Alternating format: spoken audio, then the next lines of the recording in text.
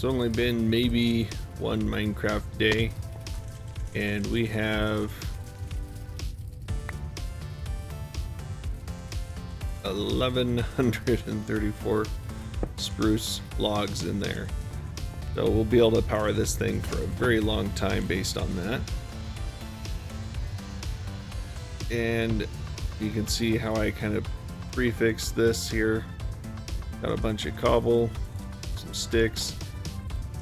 The speed at which these auto workbenches work, these axes will barely be able to keep up with up there. I could put, it's a blitz, it's not a blaze, unfortunately. But I could put something else here, something that can keep the axes going, something that can keep the sticks going, but I don't know. These don't require any power whatsoever, whereas anything else we would put there does. So this is pretty much the best, most efficient way. There's a reason I picked the redstone furnace. It actually requires less power to turn these into charcoal. You can see some of these that are already full up with RF that aren't turned on. Oh, come on. You should be on.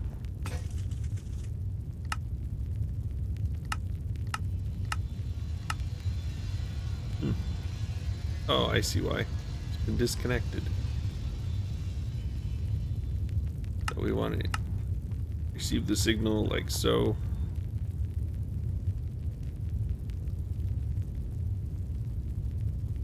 Now what I did is I put a conduit switch right here for red.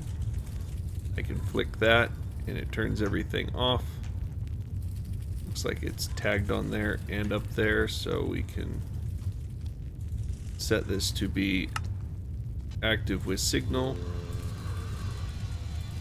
We'll leave this one always on, as we don't need to actually turn that off because it'll stop cooking when there's no longer anything to supply. So there we go. Something else we're gonna need is another farming station. This one we'll probably have for wheat, because villagers will buy wheat and give us emeralds, and we need emeralds for our vibrant crystals, which we need for things like capacitors. We could do fluid transposition and such for the thermal expansion energy cells, but the capacitors have a greater ability to stack. Oh, look at that. We got leaves. Something grew down. Wow. Looks like we might have to make this one more thick just in case. That's really fun. So for our farming station, we need another Z-Logic controller, which requires solarium, it looks like. So that would be this chest. Oh, we only got one. Alright, time to make some more solarium. I'll make the pulsating crystal as well. What else do we need? Diamond hoe, machine chassis, and electrical steel. Got it. Alright, so we have our solarium now. Now we need to do pulsating iron. So let's do that. Let's see, our farming station's here. So we just need to drop our solarium into the slice and splice there. And we should start getting ahead. We need a row of nuggets, 2 of them actually. Oh, come on, I put 2 ender pearls in there and it gave me 1. Nope, there it is, 2. A little bit of an update lag there. And now we want to do 2 of these. Like so. Alright. Need a machine chassis still. Do I have any spares? Nope, those are broken spawners. We have some bars though. And we'll need, oh, we got copper. So let's go ahead and make one of these. Then we can do machine chassis. We need sticks for a diamond hoe. Let's see. Nope, none here. I know where there's some sticks. We'll just grab a handful from here. They're not going to be needing them. Alright. Now we grab one diamond hoe. Not sure why it didn't save my achievement from the last time. Ooh, electrical steel. We'll grab our logic controller there. Do I have just one? Darn it.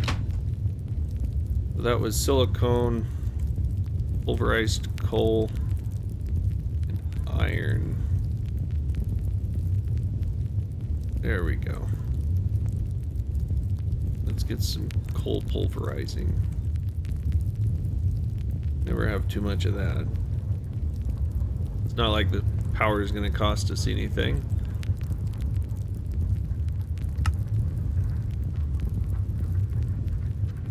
There we go. One more, come on. There. Now we can build, nope. Come on, build our farming station.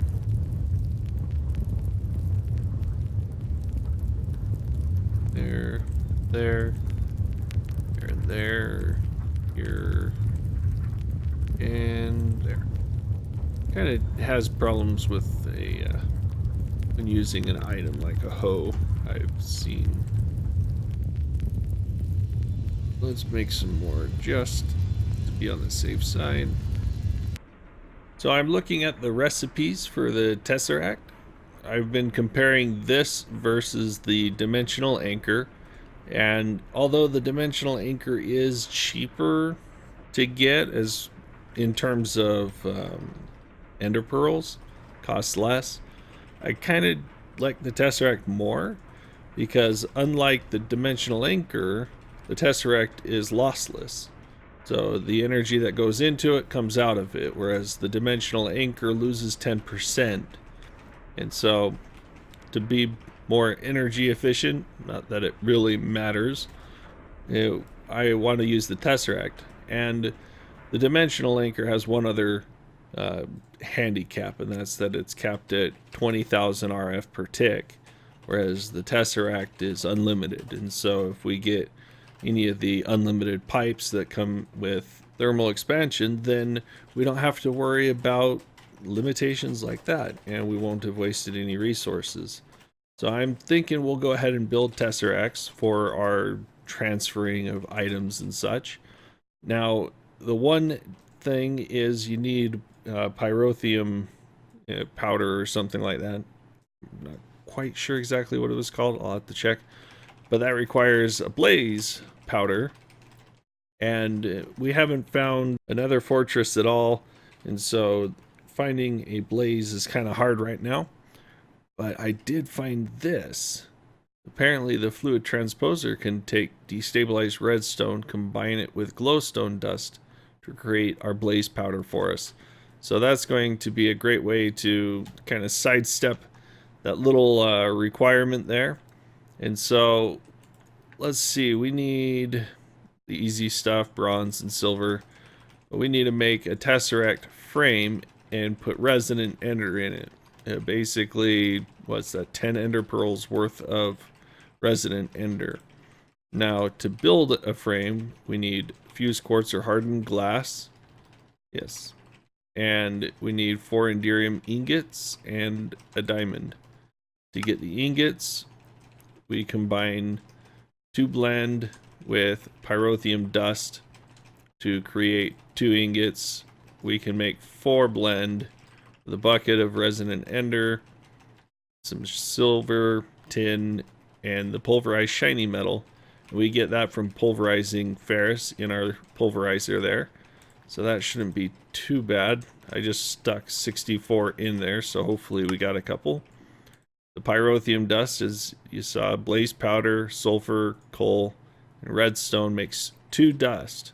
So that's going to take care of our requirements there.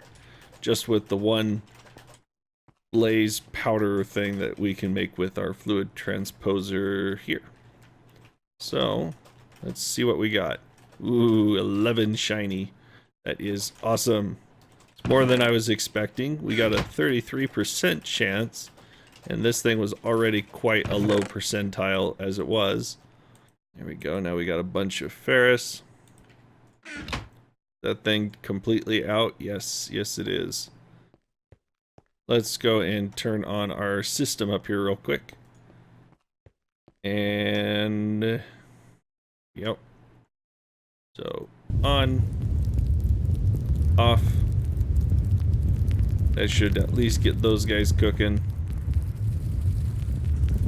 Yeah, look at that. Look at that. And I think, are these guys set to active with signal, but they don't have anything in them.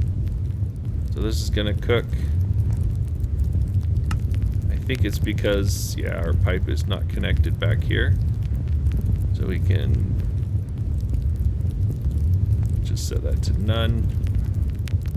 Let's go ahead and change these pipes here so that they're connected. Now to do that, we have to have our wrench.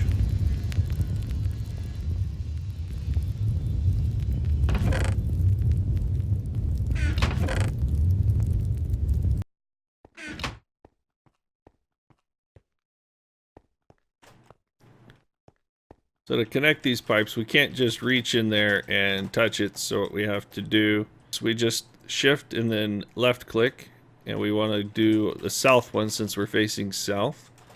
And so we have items, they're in extract. We actually want insert mode for that. And we can just do that for each of these. Insert, insert, insert, and south insert. There we go. That'll let them start filling up with the material that's in here. Yes, see, it's already gone. Now these will fill up. Very nice. Now something else I was looking at was this guy here kind of gets backlogged with the large trees that he's chopping down. So something we can do is actually do a modification on the item duct here. We can put, instead of a filter, we can put a speed upgrade. Now if we look, we can do speed upgrade here, item conduit speed upgrade, and it's just iron, a piston, and a redstone torch, and we can stack those up to 15 times, and that'll pull out a full stack of items in one go. So that would be a great way to make our farming station a little bit more efficient, and it's not terribly expensive to just drop 4 or 5 of those in there. So let me go ahead and craft a few. We'll get that upgraded. Guess what I see? We have another fortress. Haha. Maybe we won't have to do that blaze powder thing after all. I think we can just run right across there. The portal's right there, so it's not too far away. That's actually a really good thing. But also, I've managed to get 4 cobalt ore. I need some more ardite. Never thought I'd say I'd need more ardite over cobalt, but hey, there it is. Whew, that was close, but I did get 2 blaze rods, and I killed a wither skeleton, but no skull. There's 2 spawners. One's right there, and one's right over here. And as you can hear, they're very not happy with me. They're right there around the corner. I walled up that far one. Yeah. I think we made it off good. I found some cobalt here, and I found another one here. So all in all, very productive. Very, very productive. And that's one of those go see things. Let's get out of here.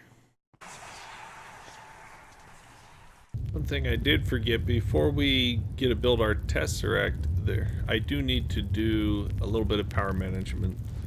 And the Redstone Energy Cell and even the Resonant Energy Cell does really good. You can see this one has an 80 million RF storage bank, and it's not terribly expensive. It does have the Enderium ingots around it, which makes it a fairly high-end item. This is probably, yeah, about as much Enderium as we need for one Tesseract. But if we look at its little brother here, the 20 million RF, this one only can push and pull 8,000 RF per tick, so it's not terribly high, but it's still decent amount, and all it is Electrum. We got some lead and a conductance coil, which is a fairly cheap item there. And if we look, the frame just takes redstone to fill up, and that is Electrum and hardened glass with a diamond. It's really inexpensive. I think it'll be a good storage bank for our machines here, so we don't have to keep turning our infinite power tree farm on and off. And maybe, just maybe, we might upgrade that cell to one of our resident ones here for 80 mil storage there. But if we look at Ender IO, they have the vibrant capacitor bank that stores 25, so another 5 mil over just the basic Redstone Energy Cell, so this one. But this one requires a vibrant crystal, which is vibrant alloy surrounding an emerald, and it also has your electrical steel and octadic capacitors, which is 2 vibrant alloy. Pretty expensive, I would say, especially with that other option. Now these are nice if we want to stack multiple of them together, because the more capacitors we have, the more ability we have to push in and out of them at the same time. So making a big block of these actually makes a lot of sense. Whereas these power cells, they only can push and pull this 32,000 RF per tick, and that's it. So we could probably chain these together and get something, but the capacitors are a little easier to manage, and they are multi-part. They'll actually grow, whereas these all stay independent. But it's still a very good option for a power buffer, and it's relatively inexpensive. So I'm going to go ahead and craft one of these. Let's see. Get that. Where's our hardened glass? That's quite clear glass. There it is, hardened glass. We'll need some redstone, which is over here in this cache. So let's see. Let's build the frame. Grab one of those. And then we need to fill it with destabilized redstone. So we put this down here. And we fill this up with some redstone. 1, 2, 3, 4, 5, 6, 7, 8, 9, 10. That should be 1,000. We need 4,000, I think it was. Let's see. Yeah, 4,000 millibuckets. So probably that's what, 40. Let's pull out another 26. Yeah. 27, 28, 29, 30. There we go. That should fill up our frame. 25. Probably have too many in there. Let's see how full that makes us. 35, 6, 7, 8, 9, 10. There we go. And poof.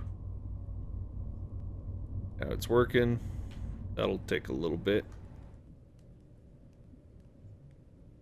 Then we'll need more electrum. Let's do the capacitance coil here. And what else are we missing? Lead. Need lead. I think we got a lot of it. There we go. All done.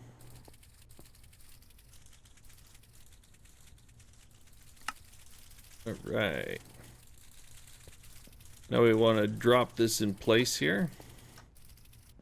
Let's place it, how about right here?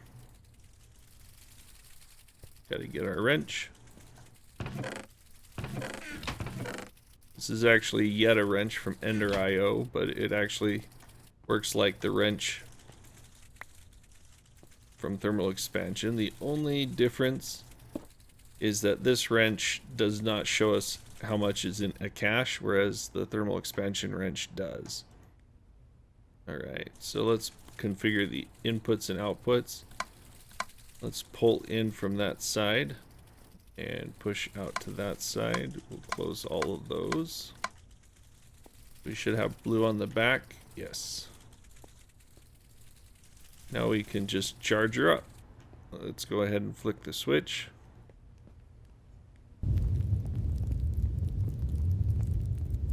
This will store any excess power directly in here. And it'll keep these nice and full as well. There we go. Add them backwards. Blue is receive, orange is output. So now we got it set up right. If we wanted to, we could take a orange off the top and allow it to kind of feed back on itself or provide power back in this direction. But now we're good. We are good. We'll just let that build up. It'll take a little bit. Well, we kind of got a little sidetracked building that power cell, but stay tuned next time and we'll get that Tesseract built. If you've liked this episode, go ahead and hit that like button and do subscribe, and we will see you next time.